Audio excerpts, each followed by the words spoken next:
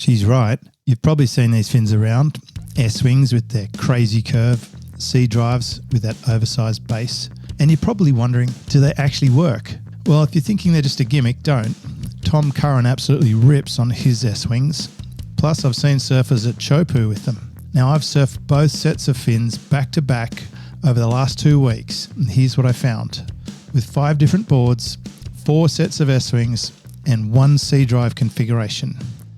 What I found will change how you think about these twin fin setups, because one of these acts like a small block V8, instant, predictable power. The other, more like a turbo engine that winds up and slings you out of turns. But there is a catch with both that could make or break your session. Let's start with C-drives. I rode them in 3 dedicated twins, the Campbell Design Wingman, the CI Mid, and the Sermon Void with channels. Here's what shocked me. When I first saw them, they reminded me of Jim Banks' hooker fins, which I love on my Revolution. But when I laid them side by side, the hooker is far more raked back. And that's when it clicked. C-drives work better where uprights work well. They don't feel like traditional uprights. They don't feel like keels either. There's something in between. With this reassuring base that eliminates slip on takeoff, you know that moment when an upright can let go in a turn. It doesn't happen on these fins. And here's the thing, they're not as drivey as a full keel setup, which actually makes them perfect for certain boards. The Sermon Void, for example, it's 7.4, semi-gun shape, channels, and fins positioned 10 inches apart instead of a usual 11 plus. My favourite fins in the Void before were the Ellis fins by Alkali. The C-drives have more drive and hold, but with no loss of turning ability, which you really need, otherwise this board's too stiff with a keel.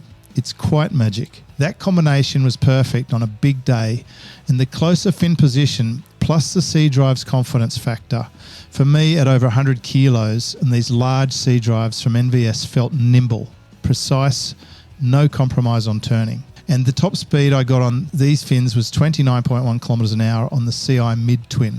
Now the S-wings, this is where it gets interesting. They're not just different fins, they're a system. The tail to fin box distance matters a lot, and I learned this the hard way. I tried my purple 520s on the Wingman, which is 9.5 inches from the tail to the box. It does have a single channel, and it held perfectly. The same fins on the binary twin, 8.5 inch to the tail box, felt amazing, but I put them on the Jim Banks the Revolution at 10 3/8 inches, and they slipped out on me on a big wave at Tea Tree. Turns out I needed either the keel version for that distance or some really deep channels. The CI Mid Twin taught me another lesson. It's got 11.25 inches to the tail box. It means you need something like the red mid keels or the keels, not the uprights. And I used the red mid keel, although the regular keel probably would have worked too. And I chose the CI Mid Twin because it's a pretty popular twin, and I wanted to test something people actually ride. And when you get it right, they're just faster than regular fins. That slingshot feeling isn't marketing, it's real. So which works better? Think of it like this. C-drives are your dependable go-to. You turn the key, instant torque, goes anywhere, put in any board. You can just throw them in anything. They'll work, they're predictable, they're trustworthy. C for confidence. S-wings, they're more like a turbocharger. When they hit boost, you absolutely fly.